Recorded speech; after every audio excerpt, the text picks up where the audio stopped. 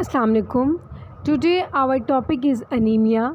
Here we discuss the definition of anemia, causes of anemia, types of anemia, symptoms of anemia, treatment, prevention and diet for anemia. First of all, what is anemia? Anemia is a condition in which the number of red blood cells or the hemoglobin concentration within them is lower than normal. It mainly affects women and children. Basically anaemia एक ऐसी condition है जिसके अंदर body के अंदर हमारे red blood cells जो होते हैं या हीमोग्लोबिन की जो कंसंट्रेशन होती है वो बहुत ज़्यादा कम हो जाती है. जब रेड ब्लड सेल्स की लेक हो जाती है तो अनीमिया कॉज होती है. ये मेनली इफ़ेक्ट करती है वुमेन और चिल्ड्रंस को. बॉडी के अंदर जो अनीमिया होता है उसके अंदर डिफरेंट इसकी रेंजेस होती हैं. मेल्स के लिए अलग, बच्चों के लिए अलग, वुमेंस के लिए अलग, प्रेग्नेंट वुमेंस के लिए अलग. तो सबसे पहले जो न्यू बॉर्न बेबी है उसके लिए 17 से 22 जो है वो उसकी हीमोग्लोबिन की नॉर्मल वैल्यू है. चिल्ड्रन की 11 से 13 है. अडल्ट मेल की 14 से 18 है. अडल्ट फीमेल की 12 से 16 है. एल्डर मेल की 12 से 14.9 है. एल्डर फीमेल की 11.7 से 13.8 है. तो ये बेसिकली नॉर्मल वैल्यूज़ हैं. अगर इससे लेस होंगी तो इट्स मीन कि उनको जो है वो अनीमिया है. नेक्स्ट हम डिस्कस करेंगे types of anaemia. Basically anaemia हमारे पास दो तरह की टाइप्स होती हैं. एक होती है न्यूट्रिशनल अनीमिया और एक होती है non nutritional anaemia.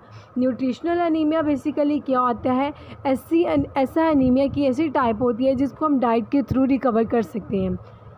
The type of nutritional anaemia is following. अब न्यूट्रिशनल अनीमिया के अंदर कौन कौन सी टाइप्स आती हैं हम उनको देखेंगे. आयरन डेफिशिएंसी अनीमिया, जिसके अंदर आयरन की डेफिशिएंसी हो जाती है बॉडी के अंदर. मेगाब्लास्टिक अनीमिया, एब्लास्टिक अनीमिया और हीमोलिटिक अनीमिया. ये बेसिकली वो वाली अनीमिया है जो न्यूट्रिशनल अनीमिया यानी न्यूट्रिएंट्स की डेफिशिएंसी की वजह से हो जाती है. नेक्स्ट है हमारे पास non nutritional anaemia. Non nutrition anaemia ऐसा अनीमिया होता है जो डाइट के थ्रू हम उसको क्योरेबल नहीं कर सकते या ट्रीट नहीं कर सकते. नॉन न्यूट्रिशन अनीमिया के अंदर हमारे पास आ जाता है sickle cell anaemia, thalassaemia, anaemia of pregnancy, anaemia of chronic disease, anaemia of protein energy malnutrition. ये एक ऐसी न्यूट्रिशन अनीमिया है, नॉन न्यूट्रिशनल अनीमिया है जिसको डाइट के थ्रू हम रिकवर नहीं कर सकते. इसको हम मेडिकेशंस या बैलेंस डाइट के ज़रिए जो है वो इसको रिकवर कर सकते हैं. नेक्स्ट हम डिस्कस करेंगे causes of anaemia.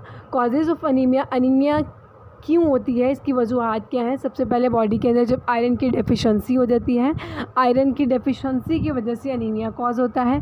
Poor diet, जब डाइट अच्छी नहीं होगी जिसके अंदर कैल्शियम, फॉस्फोरस या आयरन की डेफिशिएंसी होगी तो रेड ब्लड सेल्स की लेक होगी पुअर डाइट की वजह से, तो वो कॉज हो जाएगा अनीमिया की तरफ.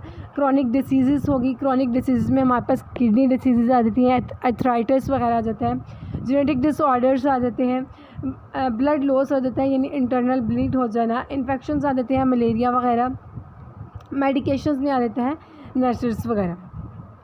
तो ये सारी कॉजेज़ होती हैं अनीमिया की. यानी मेडिकेशंस की वजह से भी अगर ज़्यादा इंटेक किया जाए तो अनीमिया कॉज हो जाती है. इन्फेक्शंस हो जाएँ तो तब भी जो होती है वो ब्लड के अंदर लॉस हो जाता है जिसकी वजह से जो होता है वो अनीमिया हो जाता है.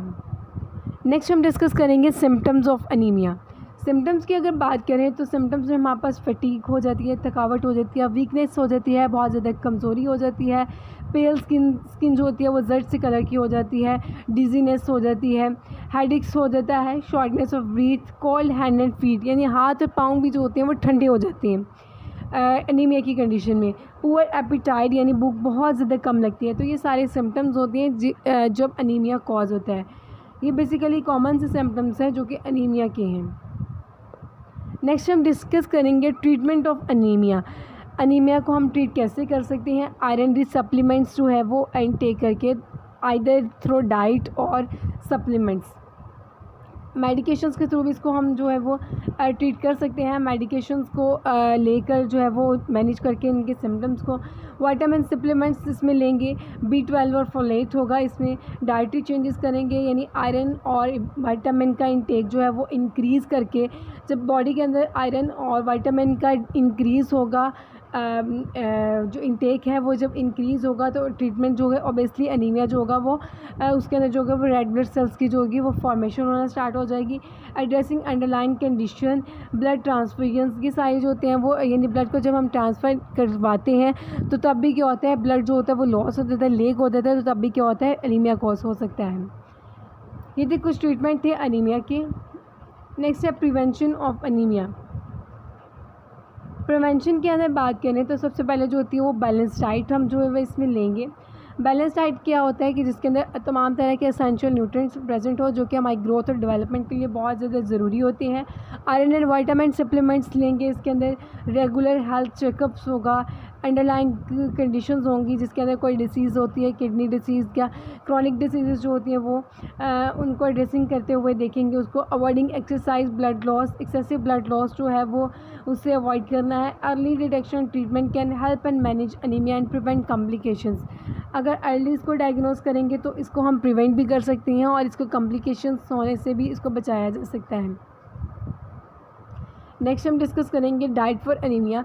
बेसिकली अनीमिया के लिए जो डाइट होती है वो आयरन रिच सप्लीमेंट्स अगर हमने लेने हैं तो आयरन रिच डाइट भी होती है। आयरन रिच डाइट के अंदर हमारे पास आ जाता है रेड मीट जिसके अंदर है बीफ, लैम्ब और पॉर्क। इसी तरह पोल्ट्री आ जाता है, पोल्ट्री के अंदर आ जाता है चिकन और टर्की। फ़िश होती हैं जिसके अंदर आता है टूना और सार्डीन्स। लेग्यूम्स होती हैं लेंटिल्स और चिकपीस। लीफी ग्रीन वेजिटेबल्स होती हैं जिसके अंदर हमारे पास आते हैं स्पेनिश केल।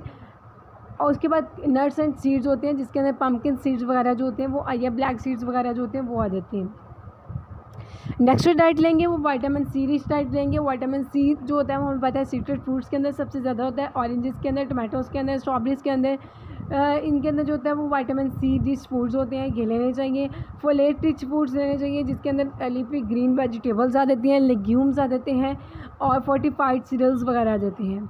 नेक्स्ट हम डिस्कस करेंगे विटामिन B12 रिच फूड जिसके अंदर एनिमल प्रोडक्ट्स आ जाती हैं जिसमें meat, poultry, fish, egg, dairy वगैरह हो जो है वो आ जाता है। उसके बाद फोर्टिफाइड बेस्ड मिल्क, ये सारी चीज़ें जो होती हैं वो विटामिन B12 फूड में आ जाते हैं। तो ओवरऑल अनीमिया बेसिकली एक ऐसी कंडीशन है जिसके अंदर ब्लड जो होता है बॉडी के अंदर से बहुत ज़्यादा लॉस हो जाता है। इसका ट्रीटमेंट हम कर सकते हैं आयरन रिच सप्लीमेंट्स लेके, जो है विटामिन रिच सप्लीमेंट्स लेके, विटामिन रिच फूड लेके, फोलेट रिच फूड लेके, प्रोसेस्ड डाइट लेके, विटामिन B12 रिच फूड्स लेके हम इसको जो होता है वो क्योरेबल कर सकते हैं। इसके अंदर भी हमारे पास हमने दो तरह की टाइप्स पढ़ी थी, एक होती है न्यूट्रिशनल अनीमिया और एक होती है नॉन न्यूट्रिशनल अनीमिया।